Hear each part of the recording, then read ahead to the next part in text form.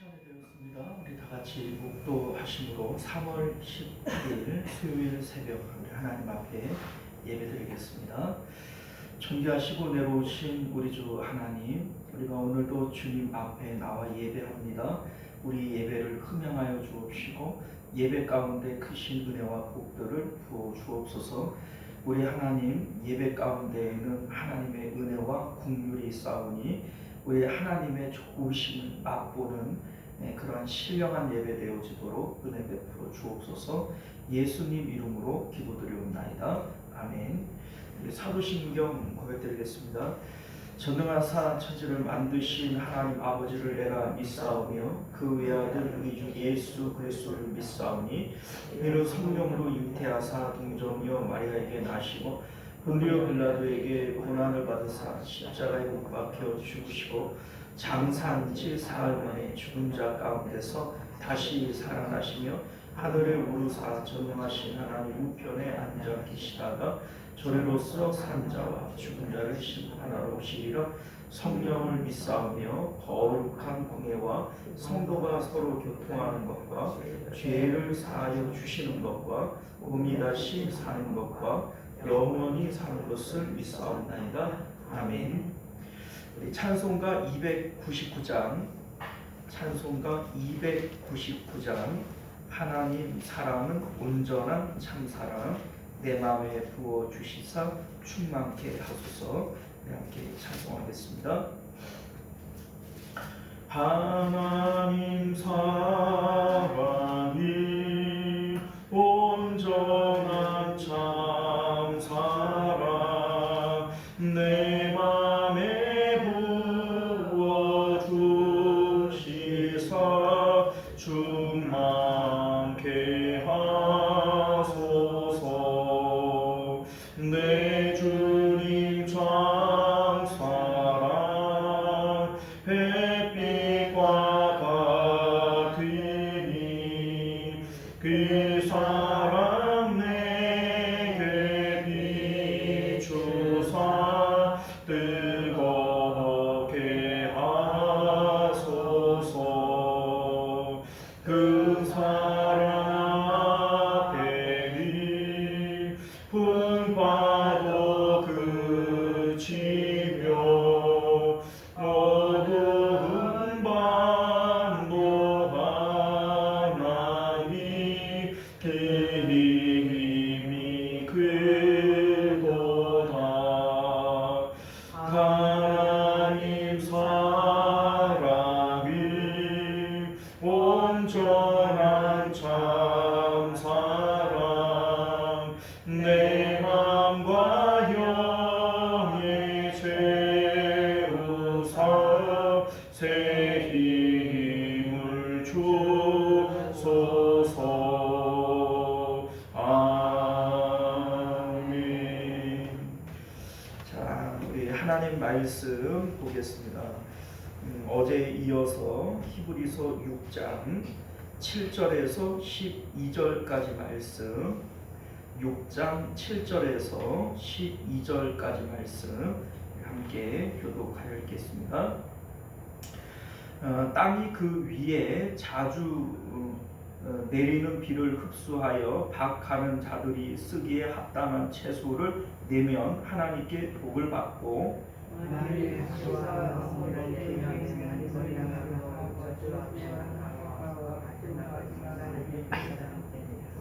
사랑하는 자들아, 우리가 이같이 말하나 너희에게는 이보다 더 좋은 것 곧 구원에 속한 것이 있음을 확신하노라.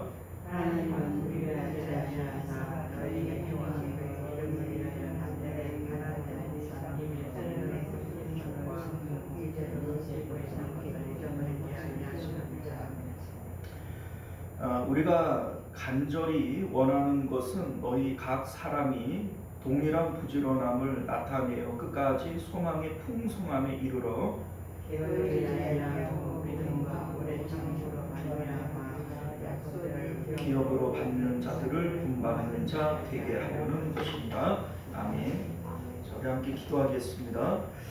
존귀하시고 내려오신 우리 주 하나님, 오늘도 우리가 주님의 복된 말씀 앞에 섭니다.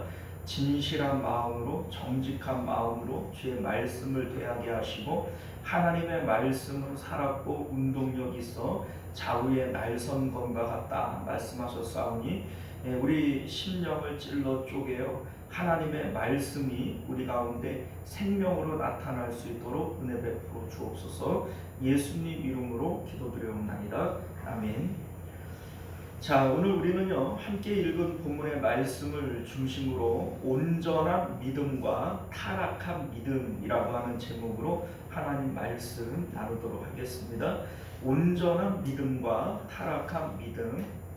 자, 온전한 믿음이란 히브리서 12장 2절이 이런 표현을 써요. 믿음의 주요 온전케 하시는 이인 예수를 바라보자. 자, 여기 이제 예수님을 통해서 우리에게 보여주는 믿음이 있습니다. 믿음의 주요 온전케 하시는 예수다. 예수님을 통해서 우리에게 보여주는 믿음이 뭐냐면 하나님의 있음과 조음에 대한 믿음이에요. 우리 예수님께서는 이 땅 가운데에서 오직 하나님만을 추구하고 사셨고 또 부활하셨을 때 하늘과 땅의 모든 권세를 아버지께로부터 받으셨지만 이 땅에 대해서 어떠한 미련도 갖지 않고 하늘로 올라가셨어요. 그래서 예수님을 통해서 우리에게 가르쳐 주시는 믿음이라고 하는 것은 하나님이 이 세상 가운데 가장 좋으신 분이시다. 하나님이 계시고 또 그 하나님이 가장 좋으신 분이시다. 이것이 예수님을 통해서 우리에게 보여주고 있는 믿음인 것을 여러분들 깨달으실 수 있기를 바랍니다. 자, 이게 참 믿음이고 이게 온전한 믿음이에요. 자, 그런데 타락한 믿음이라고 하는 것은 처음 우리가 신앙생활을 시작을 할 때에는 하나님을 위해서 우리가 신앙생활을 하는 게 아니라 나 자신을 위해서 신앙생활을 합니다. 어느 누구나 다 동일해요. 뭐 우리가 어린아이와 같은 그런 어린 신앙, 연약한 우리 이제 믿음을 가지고 있을 때에는 누구나 자기 자신을 위해서 신앙생활을 하지 하나님을 위해서 신앙생활을 하지 않습니다. 자, 이를테면 내가 구원받고 내가 천국 가고 내가 하나님을 통해서 내가 이득을 얻기 위해서 신앙생활을 하지 우리가 뭐 하나님을 사랑해서 하나님을 위해서 신앙생활을 하나요? 그렇지 않단 말이죠. 자, 그런데 이것이 당연한 것처럼 보여지지만 그거는 아직 우리가 연약한 믿음이고 어린아이와 같은 믿음을 갖고 있기 때문인 것이지 이게 온전한 믿음이지는 않습니다. 우리 이제 우리 지난 시간에 완고함과 연약함에 대해서 말씀드렸잖아요. 그런데 완고함도 연약함도 나타나는 모습은 비슷합니다. 그런데 여러분들 연약함이라고 하는 것은 자신의 약함을 아파하고 애통해해요. 자, 그러니까 우리는 우리의 이 연약한 믿음, 어린아이와 같은 믿음에 대해서 아파해야 되고 애통해야 되고 변화되어져야 돼요. 그래서 그리스도의 장성한 분량에까지 자라나야 된다는 것이죠. 자, 그런데 여러분들 로마서 14장 7절 이하의 말씀을 보면요, 우리의 믿음이 어떠한 모습이어야 하냐면 우리 중에 누구든지 자기를 위하여 사는 자도 없고 자기를 위하여 죽는 자도 없도다. 우리가 살아도 주를 위하여 살고 죽어도 주를 위하여 죽나니 그러므로 사나 죽으나 우리가 주의 것이로다. 이렇게 말씀합니다.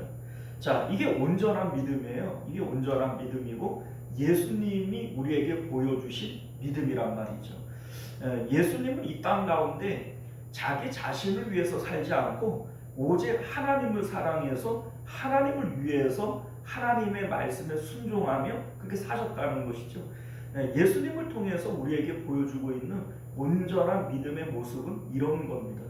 자, 그런데 여러분들 우리가 신앙생활을 오래 하면서도 여전히 자기 자신을 위해서 이기적인 신앙생활을 해요. 그런데 이러한 모습들을 아파하지도 않고 또 이러한 모습들에 대해서 당연시 여기면서 그렇게 이기적으로 신앙생활을 하고 있다면 이게 완악한 신앙이고 이게 타락한 신앙이라고 하는 것을 여러분들 믿으실 수 있기를 바라요. 이거는 온전한 믿음이 아닙니다. 자, 그래서 우리 이제 그 성숙한 믿음, 온전한 믿음이라고 하는 것은 나는 없고 하나님이 계셔야 돼요. 우리 그래서 우리 중에 누구도 자기를 위하여 사는 자도 없고 자기를 위하여 죽는 자도 없다. 오직 주님을 위해서 우리가 존재하는 것이다. 이렇게 말씀하고 있는 것처럼 여러분들 우리 찬송가 가사 가운데도 이런 거 있죠. 세상과 나는 간 곳 없고 구속한 주만 보이도다. 우리가 신앙생활이 깊어지고 온전한 믿음을 가지게 되어질 때 세상과 나는 없어져 버리는 거예요. 오직 누구만 남아요? 주님만 남는 거예요. 변화산에서 제자들이 예수님을 통해서 천국을 맛보게 되어질 때 자신이 있어요, 없어요? 자신은 없어져요. 그래서 주님을 위해서 여기에다가 집을 짓겠다 이렇게 얘기를 하지 자기를 위한 집은 없어요. 그러니까 정말로 세상과 나는 간 곳 없어지고 오직 주님만 남게 되어지는 이것이 우리가 천국을 맛본 온전한 믿음의 모습인 것을 믿으실 수 있기를 바라요.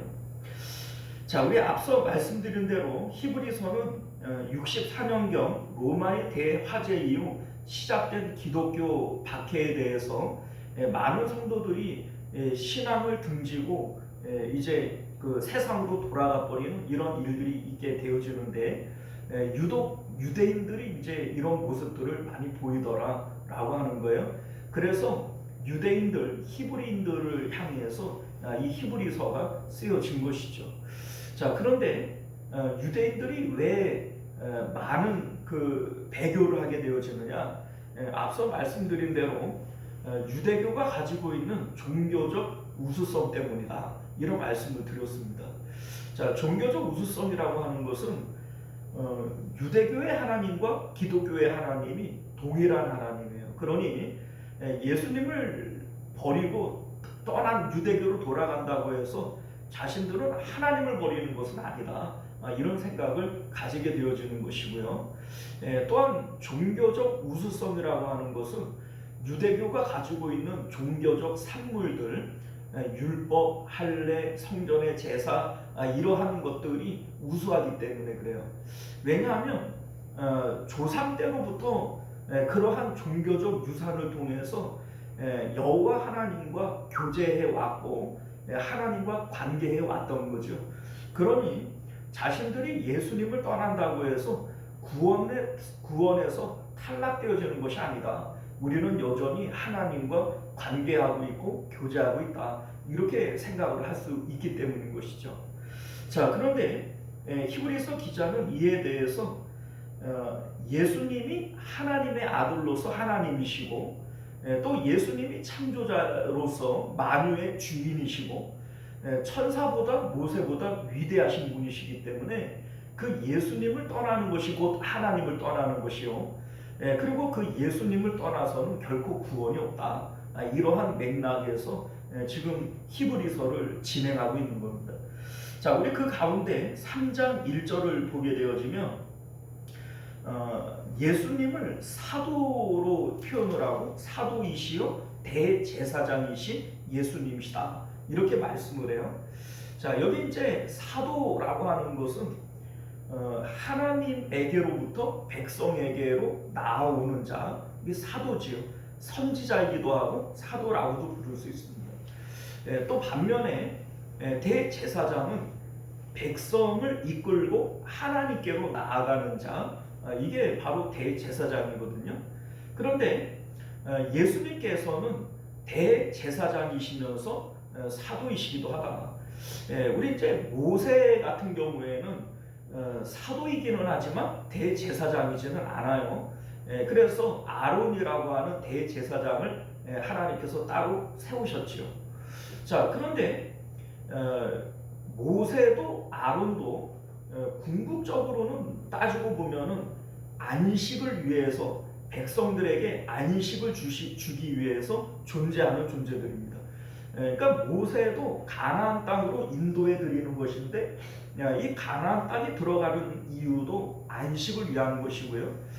가나안 땅 안에서 이 그 대제사장이 그 이제 제사를 통해서 궁극적으로 하고자 하는 것이 뭐냐? 하나님과의 연합을 통해서 안식을 주기 위한 겁니다. 자, 그런데 모세도 아론도 안식을 이루었나요? 못 이뤘어요. 그러니까 이들이 안식을 이루었다면 다른 안식에 대해서 얘기할 필요도 없었던 것이죠. 자, 그런데 이러한 사도이시고 대제사장으로서 온전한 안식을 이루게 하실 분이 누구예요? 바로 예수님이시라는 거예요. 그러니까 사실 이제 여기서 히브리서 기자가 이제 가지고 있는 숨은 의도가 있는데 우리 이제 유대인들이 가장 자랑스러워하고 있는 종교적 유산이 뭐냐면 율법과 성전의 제사입니다. 율법과 성전의 제사가 어떻게 보면 유대교가 가지고 있는 가장 강력한 종교적 산물들이죠. 자, 그런데 율법을 상징하는 것이 모세고 성전의 제사를 상징하는 것이 대제사장인 아론이란 말이에요. 자, 그런데 예수님께서는 그 모세보다 위대하시고 아론보다 위대하시다.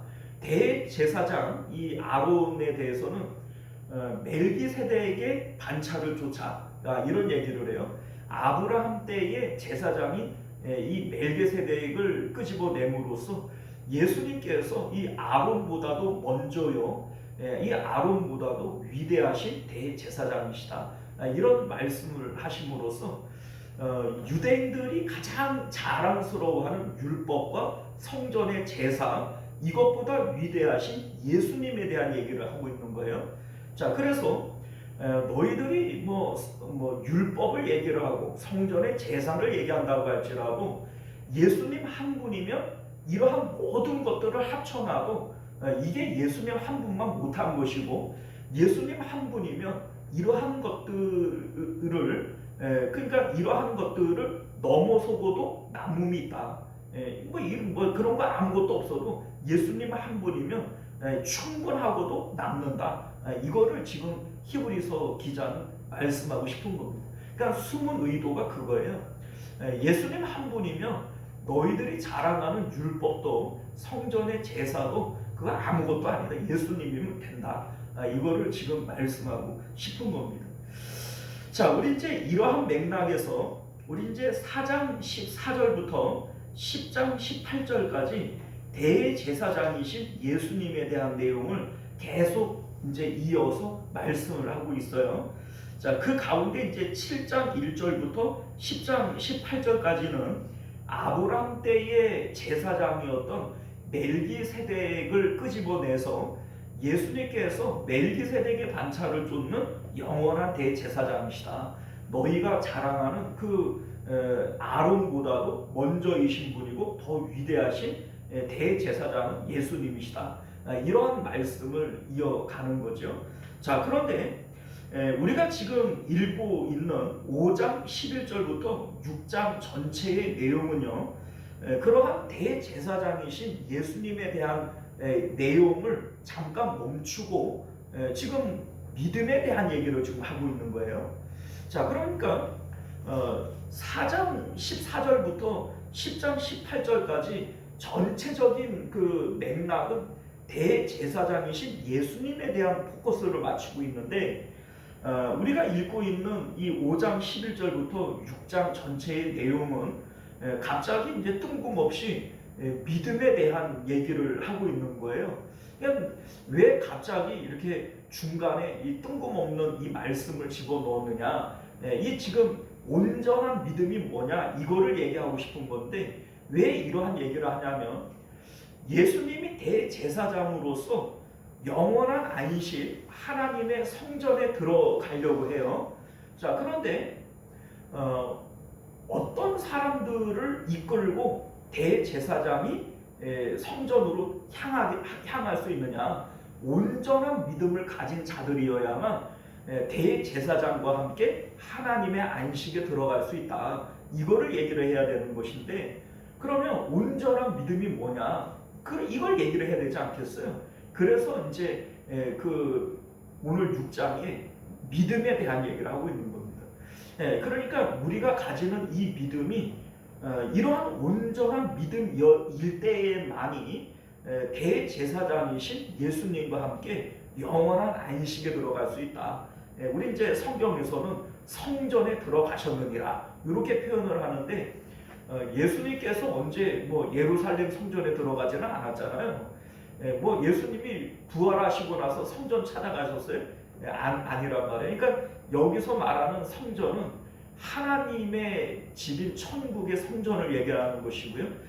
안식에 들어가셨다. 이렇게 우리가 표현을 하실 수가 있는 것이죠. 자, 그런데 우리가 이제 지난 시간에 살펴봤던 6장 4절에서 6절까지의 말씀을 보면요. 한번 빛을 받고 하늘의 은사를 맛보고 성령에 참여한 바 되고 하나님의 선한 말씀과 내세의 능력을 맛보고도 타락한 자들은 다시 새롭게 하여 회개할 수 없나니 이는 그들이 하나님의 아들을 다시 십자가에 못 박아 드러내놓고 욕되게 함이라 이렇게 말씀해요. 자, 유대교로 돌아가는 사람들은 타락한 자들이고 그래서 다시 회개할 수가 없고 그러한 배교는 예수님을 2번 십자가에 못 박고 욕되게 하는 것이다. 지금 이 얘기죠. 우리 이제 노골적으로 얘기하면 지금 그 얘기거든요. 자, 그런데 이게 참 무서운 얘기 아닙니까? 지금 뭐 고난이 무서워서 유대교로 돌아가려고 해요. 그런데 그거는 타락한 것이고 너희들이 한 번 그리로 돌아가면 너희는 2번 회개할 수 없다. 너희들은 이제 망하는 것이다. 이렇게 지금 말씀하고 있지 않습니까? 자, 이거 여러분들 조금 무서운 얘기 아닙니까? 우리가 뭐 신앙생활하다가 보면은 뭐 배교할 수도 있죠, 그죠? 우리 이제 예전에 그 뭡니까 영락교회를 그 이제 담임하셨고 개척하셨던 이제 그 한경재 목사님, 이분이 이제 그 자기 고백을 하셨잖아요.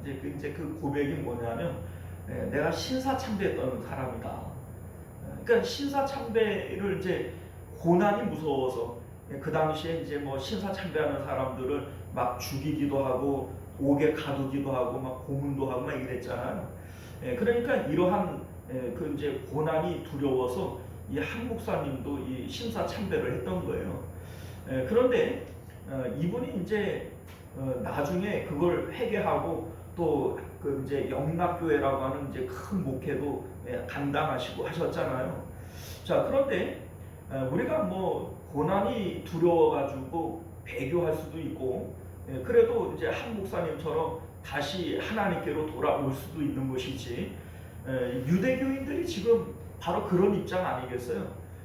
그 이제 그 핍박이 두려워서 유대교로 돌아가는데 너희는 2번 회개할 수 없다. 다시는 돌아올 수 없다. 이런 얘기를 하면서 이렇게까지 얘기를 할 수가 있나 이런 생각이 들게 되어지는데 여러분들 지금 히브리서 기자가 성령에 감동되어져서 지금 성경을 기록하고 있는 겁니다. 그러니까 이 뭐 개인적인 생각이나 사견을 얘기하는 것이 아니고 성령의 감동을 쫓아 하나님의 말씀을 하고 있는 거예요. 자, 그러니까 우리가 이제 오늘 이 말씀이 우리에게 하고자 하는 내용이 무엇인지를 우리가 분명히 깨달아 아실 수 있기를 바랍니다. 자, 우리 이제 한번 빛을 받고 하늘의 은사를 맛보고 성령에 참여한 바 되고 하나님의 선한 말씀과 내세의 능력을 맛보았다. 이런 얘기를 하는데요. 이게 이제 십자가 복음을 통해서 하나님을 만나고 하나님을 경험하고서도 이제 다시 유대교로 돌아가는 이러한 현상에 대해서 얘기를 하고 있는 거 아니겠어요? 자, 그런데 하나님의 선한 말씀이라고 되어져 있는데 이게 이제 십자가 복음을 얘기를 하는 겁니다. 이제 여기서 말씀은 복음을 얘기를 하는 거예요. 자, 그런데 이 복음의 내용이 뭐예요? 예수님과 함께 내가 십자가에서 죽었다. 요거를 믿고 받아들이는 것이 바로 우리의 믿음이죠. 자, 이때에 우리는 세상에 대해서 죽는 것이고 죄에 대해서 죽는 거예요. 그리고 부활하시고 승천하신 예수님을 따라 우리 마음은 세상을 떠나서 하나님께로 올라갑니다. 그러면 비어있는 우리 마음 가운데 약속을 따라서 성령이 임하게 되어지고 이 성령님께서는 하나님의 있음과 좋음을 우리 마음 가운데 현실이 되어지게 만드시는 분, 이게 바로 성령님이시죠.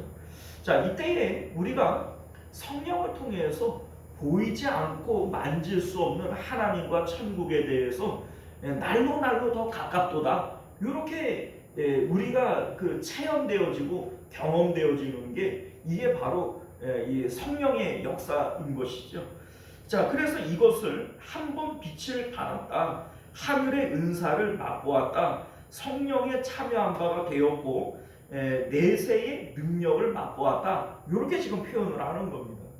자, 그런데 이러한 영적인 체험들을 하고도 다시 유대교로 돌아간다. 자, 그런데 여러분들 이 유대교로 돌아갈 때 우리 앞서 이런 말씀 드렸잖아요. 두 가지가 있단 말이에요. 완고함이 있고 연약함이 있는 거예요.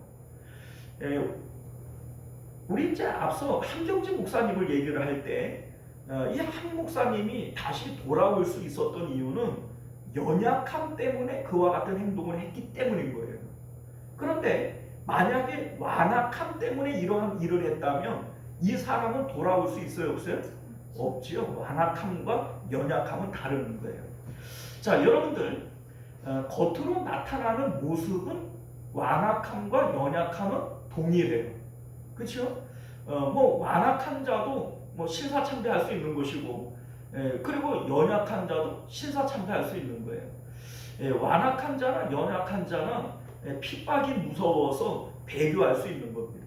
자, 그런데 완악함이라고 하는 건 뭐예요? 완악함을 우리가 지난 시간에 이런 말씀을 드렸어요. 구습을 쫓아 사는 옛사람의 모습을 여전히 유지하려고 하는 마음, 이게 완고한 것이고, 저 사람은 고집이 아주 완고해, 이렇게 표현을 하잖아요. 그러니까 우리가 예수님을 믿을 때에 이전에 나는 죽고 새로운 피조물이요, 우리가 새 사람이 되어져야 돼. 이 거듭났다, 이렇게 표현을 하지 않습니까?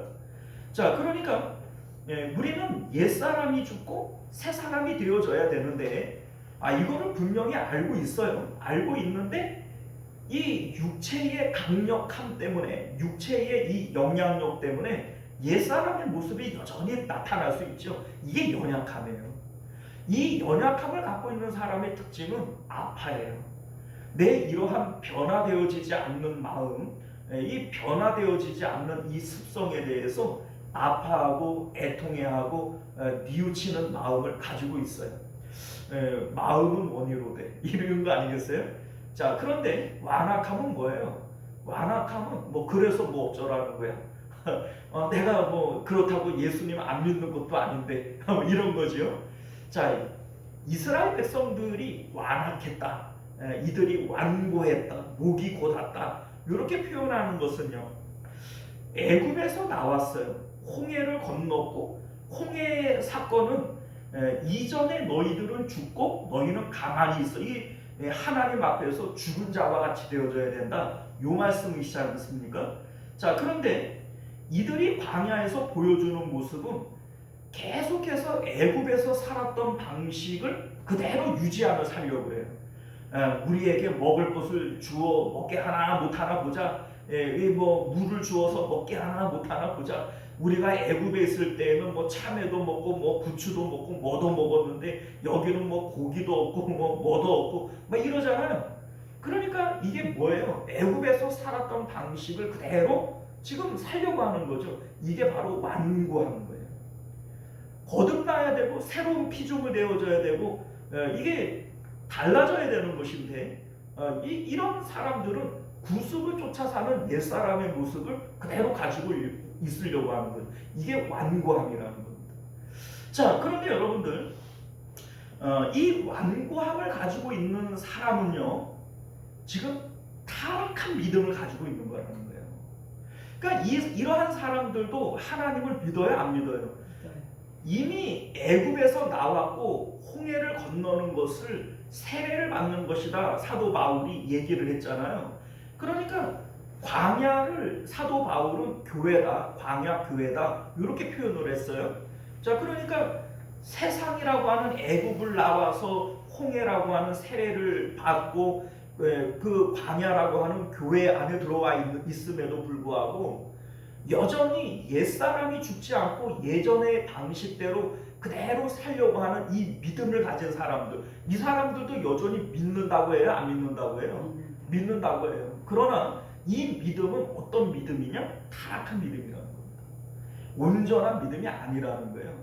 물론 연약한 믿음을 가지고 있는 사람들도 동일한 모습들을 가지고 있지만 이게 근본적으로 다른 이유가 뭐냐면, 연약한 믿음을 가지고 있는 사람들은 바른 방향을 알고 있고 이 바른 방향으로 가지 못하는 자신에 대해서 아파하고 애통해하고 있다는 거죠.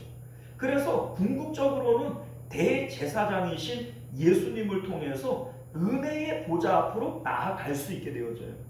완악한 자는 하나님께서 너희는 내 안식에 들어오지 못하리라 딱 선을 그어버렸어요. 그러니까 똑같이 교회 안에 있지만 똑같이 애굽을 나와서 광야까지 인도하심을 받았지만 이들은 하나님의 구원에 들어가요, 못 들어가요?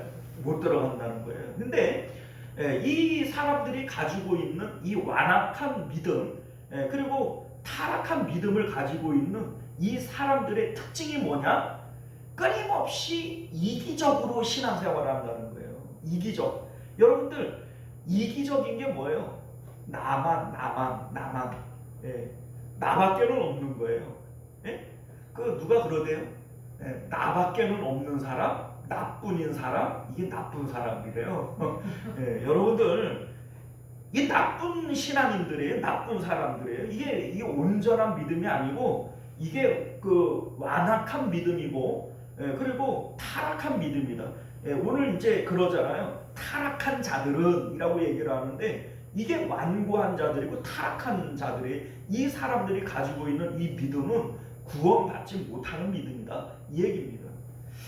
자, 그래서 오늘 우리가 함께 읽은 본문의 말씀은 완고한 자들의 타락한 믿음과 예수님을 닮은 온전한 믿음을 비교해서 우리에게 보여주고 있어요. 온전한 믿음은 뭐냐?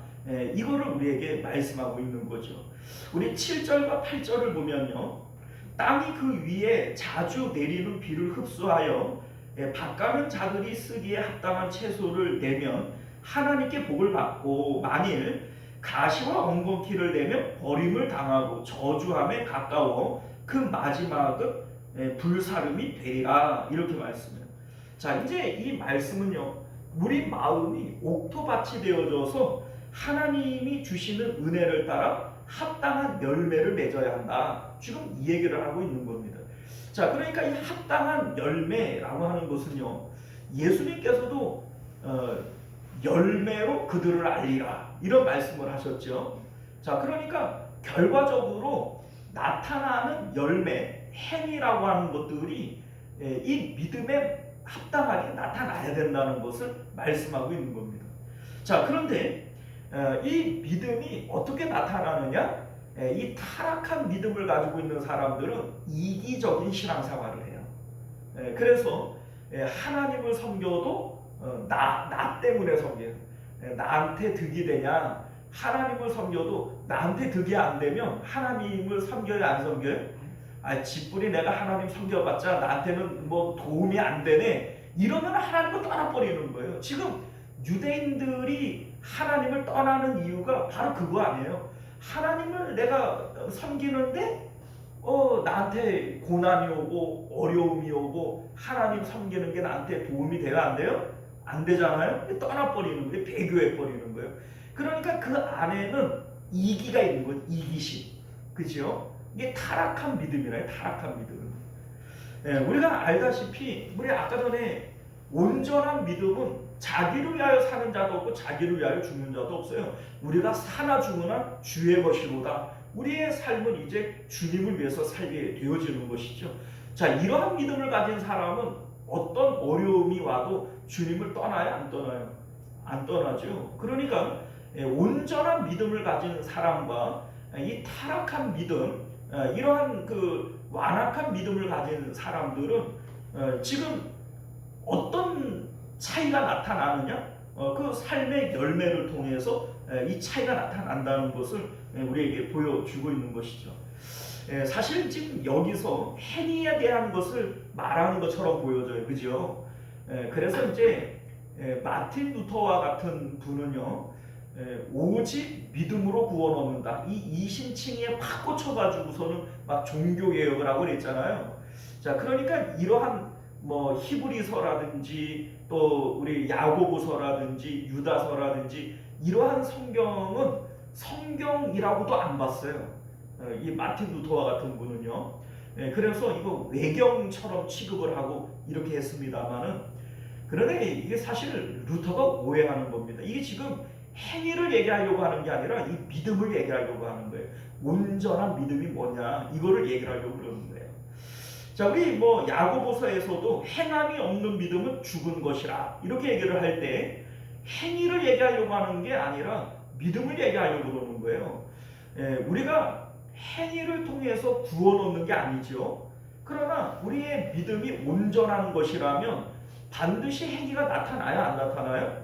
나타나요. 그래서 믿음에 대한 얘기를 하려고 하는 것이지 행위에 대한 얘기를 하려고 하는 게 아닙니다. 자, 그래서 믿음이라고 하는 게 뭐냐? 믿음은요, 예수님을 통해서 우리에게 보여주는 믿음이 뭐예요? 하나님의 있음과 하나님의 좋음에 대해서 우리에게 가르쳐 주시고, 그래서 이제 하나님을 사랑하고 하나님을 가지려고 하는, 이게 예수님을 통해서 우리에게 보여주고 있는 믿음이다라고 하는 거예요. 자, 오늘 본문에서도 10절을 보면요, 그의 이름을 위하여, 그러니까 이 하나님의 이름을 위하여 나타낸 사랑, 이렇게 얘기를 하죠. 그러니까 사랑에 대한 얘기를 해요. 하나님에 대한 사랑을 얘기하는 것이고요. 자, 11절을 보면 소망의 풍성함에 이르러, 이렇게 얘기를 하는데 소망에 대한 얘기를 해요. 자, 이게 지금 무슨 얘기냐면 믿음, 소망, 사랑, 이 관계 가운데에서 온전한 믿음이라고 하는 것이 뭐냐, 이거를 말하고 싶은 거예요. 그러니까 믿음에 대한 얘기를 지금 하면서 사랑에 대한 얘기를 끄집어내고 소망에 대한 얘기를 끄집어내고 이렇게 함으로써 온전한 믿음이 뭐냐, 이거를 우리에게 지금 말씀하려고 하는 겁니다. 자, 여러분들, 믿음이라고 하는 것은 나에게 기쁨과 만족을 줄 것이라고 생각하는 대상에 대한 것이 이게 믿음이에요. 자, 그러니까 우리가 하나님을 믿는다라고 얘기를 할 때 하나님이 나의 유일한 있음이요, 좋음이요, 나의 기쁨이고 나의 만족이고 이렇게 믿는 것이 이게 바로 우리의 믿음이 되어지는 거죠. 우리 뭐 찬송가 가운데 보면 나의 기쁨, 나의 소망, 내심 이러잖아요. 그러니까 믿는 대상은 소망의 대상이 되어져야 되고 사랑의 대상이 되어져야 되는 거예요. 이게 논리적인 거죠. 여러분도 뭐 여러 번 말씀을 드리지만 돈이 있으면 참 좋을 텐데 우리가 이렇게 생각하는 게 이게 믿음이에요. 실질적으로 있으면 좋을지 나쁠지는 모르는 거죠. 그러나 우리는 그렇게 믿는 거예요. 아, 돈이 참 많으면 내가 참 좋을 텐데, 이 믿어요. 그러면 이 사람은 돈을 가지기를 소망해야 안 해요? 돈을 가지기를 소망할 것이고 그 돈을 사랑할 것이고 이렇게 되어지는 거죠. 자, 그리고 그러니까 이제 우리 이제 예수님을 통해서 우리에게 보여주는 믿음이라고 하는 것은 하나님의 있음과 좋음에 대한 믿음이에요. 그래서 요한복음 8장 29절을 보면 예수님이 이런 말씀을 해요. 나를 보내신 이가 나와 함께 하시도다. 나는 항상 그가 기뻐하는 일을 행함으로 나를 혼자 두지 아니하셨도다. 자, 이게 무슨 얘기예요? 예수님은 하나님이 기뻐하시는 일만 했다는 거예요. 그래서 하나님이 함께 하신다. 하나님 부자로 사셨다. 이 얘기입니다. 하나님이 함께 하심으로써 예수님은 언제나 하나님으로 풍성했다. 이 얘기지 않습니까? 자, 그러니까 우리가 하나님의 있음과 좋음을 믿으면 반드시 나타나게 되어지는 반응이 뭐냐면 하나님을 기쁘게 함으로써 하나님 부자가 되려고 하는 거예요. 이게 바로 하나님을 소망하는 것이고 사랑하는 겁니다. 자, 이를테면 여러분들 돈을 벌고 싶은 사람은 돈이 기뻐하는 일을 해야 돈을 벌어요. 맞죠? 하나님을 기쁨이라고 여기는 사람은 하나님이 기뻐하는 일을 행해야 하나님을 벌 수 있어요. 그런데 여기서는 이제 하나님을 벌 수 있는 하나님 기쁨의 방법이 뭐냐? 이웃을 사랑하는 거라는 거예요. 형제를 사랑하는 거라는 거예요. 사실 우리 이제 예수님께서도 하나님 사랑과 이웃 사랑이 모든 율법과 선지자의 강령이다. 이렇게 말씀하신 것처럼 오늘 이제 말씀 가운데에도 자 10절을 보면 그의 이름을 위하여 나타낸 사랑으로 이렇게 되어져 있고요. 10절 하반절을 보면 하나님께서 우리가 사랑으로 이미 성도를 섬긴 것과 이제도 섬기고 있는 것을 잊지 아니하신다. 자, 이게 형제 사랑, 이웃 사랑을 얘기하는 것이죠. 자, 여러분들 이게 지금 무슨 얘기를 하고 있는 거냐면 우리의 온전한 믿음과 타락한 믿음에 대해서 지금 얘기를 해요. 타락한 믿음은 오직 자기밖에는 없어요. 자, 그래서 하나님을 섬겨도 자기 자신을 위해서 하나님을 섬기는 것이고 이웃을 섬겨도 나에게 득이 되어지니까 이웃을 사랑하고 섬기는 거예요. 그런데 지금 유대인들이 예수님을 버리고 유대교로 돌아가려고 하는 이유도 결국은 자기 사랑이죠. 자기 사랑. 나에게 득이 되냐 이거 아니겠어요? 자, 그런데 여러분들 이거는 온전한 믿음 아니라는 겁니다. 자, 온전한 믿음을 가지고 있는 사람들은요 모든 말과 행동이 믿음의 대상이요 사랑의 대상이신 하나님을 위해서 하는 거예요. 여기서 지금 이웃 사랑을 얘기한다고 할지라도 이웃을 사랑해서 사람을 섬기는 게 아니에요. 하나님을 사랑하기 때문에 사람을 섬김으로써 하나님을 걸고 싶어 하는 거예요. 이게 지금 온전한 믿음이라는 겁니다. 사랑하는 성도 여러분, 예수님이 그렇게 사셨고 사도 바울이나 스데반 집사님이 그렇게 사셨어요. 여러분들 나를 돌로 치는 사람을 위해서 어떻게 기도를 해요? 어떻게 사랑을 합니까? 이게 그 사람들을 사랑해서 사랑하는 거예요? 하나님을 사랑해서 사람을 사랑하는 거예요? 이게 온전한 믿음이라는 거예요. 심지어는 내 몸뚱아리가 없어져요. 나를 지금 돌로 치는데도 나는 없는 거예요. 누구만 있어요? 하나님의 영광만이 나타나요. 그래서 나를 지금 돌로 치는 그 원수까지도 사랑할 수 있는 이 모습이 온전한 믿음이라는 겁니다. 그래 이 믿음을 가지고 있는 사람이어야만 대제사장이신 예수님과 함께 안식에 들어가게 되어지는 것이다. 이렇게 지금 믿음에 대해서 설명을 하고 싶은 거예요. 사랑하는 성도 여러분, 우리가 오늘 이 말씀을 통해서 우리 믿음을 돌아보실 수 있기를 바라요. 내가 여전히 이기적으로 신앙생활을 하고 있고 이기적인 마음을 가지고 있다면 이것이 내 완악함 때문인 것인지 연약함 때문인 것인지를 잘 들여다보셔야 돼요. 연약함 때문이라고 할지라도 우리는 변화되어져야 됩니다. 완악함 때문이라고 한다면 우리는 가슴을 치며 울어야 돼요. 왜냐하면 이 완악한 자들은 하나님의 안식에 결코 들어갈 수 없기 때문인 것이죠. 사랑하는 성도 여러분, 이거 무서운 말씀이죠. 두렵고 떨림으로 우리의 믿음을 돌아보실 수 있는 저와 여러분들 되시기를 바랍니다. 기도하겠습니다. 존귀하시고 내려오신 우리 주 하나님 감사합니다. 오늘도 우리에게 주신 하나님의 말씀을 따라 우리의 믿음이 무엇인지 들여다 볼 수 있게 하여 주옵소서. 모든 사람들이 처음에 믿을 때에는 자기를 위하여 하나님을 섬기지 하나님을 위해서 하나님을 섬기지 않습니다. 그러나 온전한 믿음은 결국 세상과 나는 간곳 없고 구속한 주만 남는 겁니다. 우리 가운데 누구도 자기를 위하여 사는 자도 없고 자기를 위하여 죽는 자도 없는 겁니다.